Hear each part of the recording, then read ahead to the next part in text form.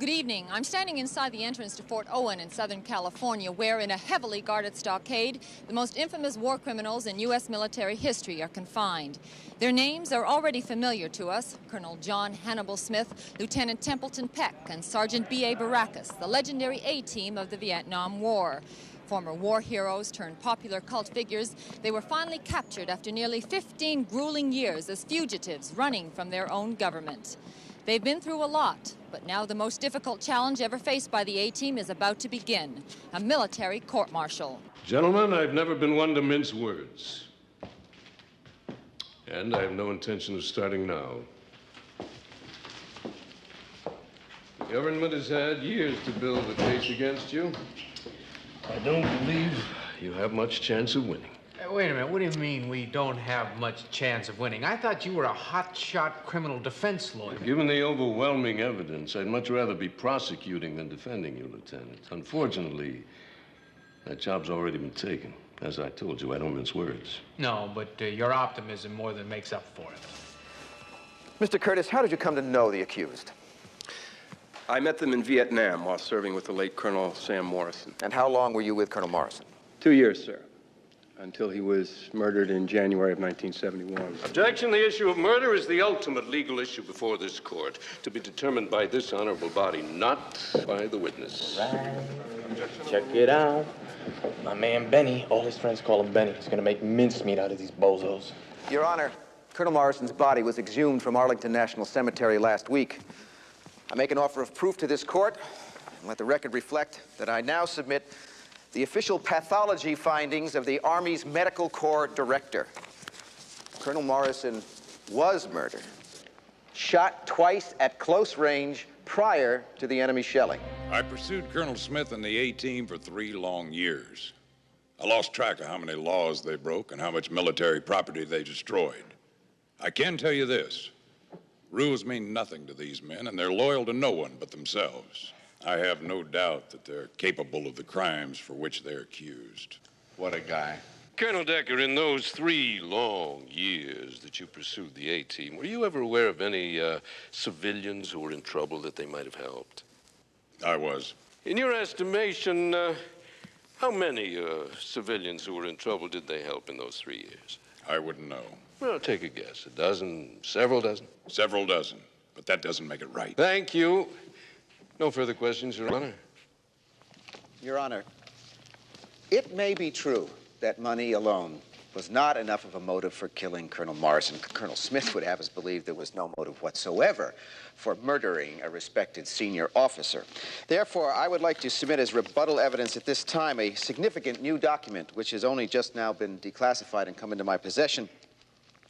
It is secret congressional testimony on the U.S. conduct of the Vietnam conflict by one Colonel Chun Van Quiet of the North Vietnamese Army. Objection. This 11th hour maneuver must be disallowed on the grounds that Colonel Quiet is not here for cross-examination. Your Honor, in exchange for its valuable cooperation with post-war intelligence, the Army provided Colonel Quiet with a confidential new identity in this country.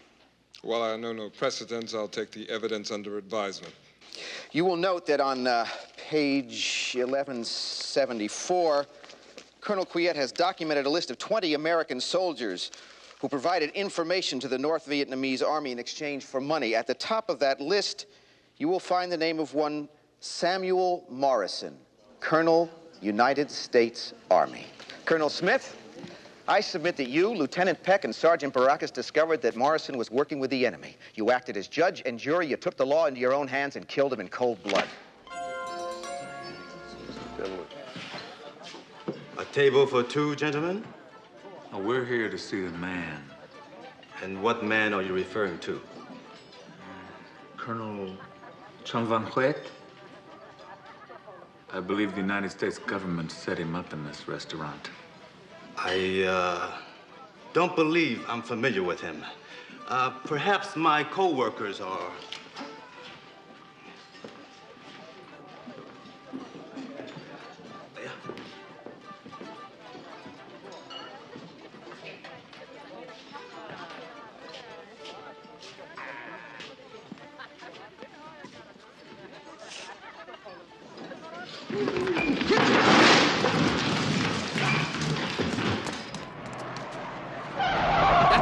it! Come on! Gentlemen, I trust you had a pleasant lunch.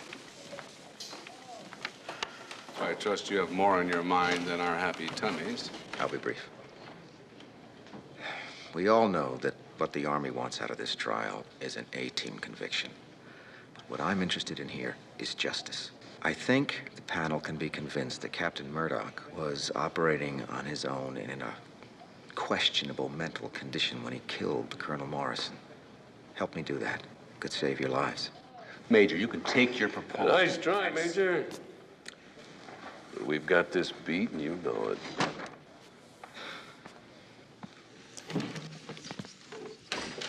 Stop these proceedings! Stop the proceedings! Your Honor! We have located a very important witness, and I believe he can finally shed some light on this case. Is that you, Captain Murdoch? Yes, it is, Your Honor. And if you'll bear with me, I believe we can finally establish some testimony here that will once and for all, and beyond a shadow of a doubt, prove that the A-team is innocent of all charges. You may continue.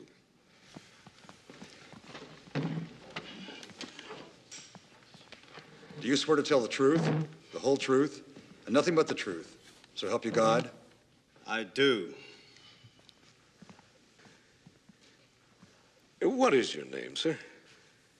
Chung Van Wet. Are you not the same gentleman who gave a statement before the United States Congress in regard to Colonel Morrison's work for the Viet Cong? I am. I see. Would you give us your version of the famed mission on the National Bank of Hanoi, sir? I was shocked when it happened. But wait a minute, that's not what you told me. We should have anticipated the A-team was capable of such a mission. I wish Colonel Morrison and I could have recruited them. What do you mean by that, sir? I had many times told Morrison we should make them an offer, but he always said no. He said they were loyal American patriots. Loyal American patriots? Colonel Morrison, the man that these men were supposed to have killed, in fact, held the A-team in high regard? No. He feared them. Colonel Morrison told me that if Smith and the A-team discovered he was an agent, they would not hesitate to kill him.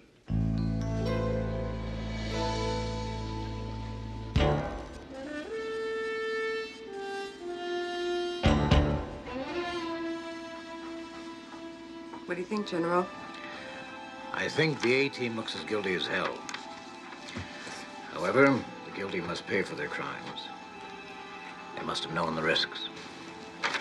Have a pilot, I'm ready. Right away, sir.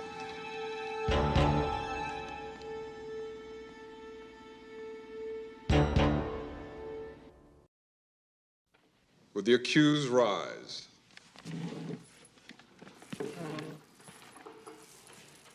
What does the panel find?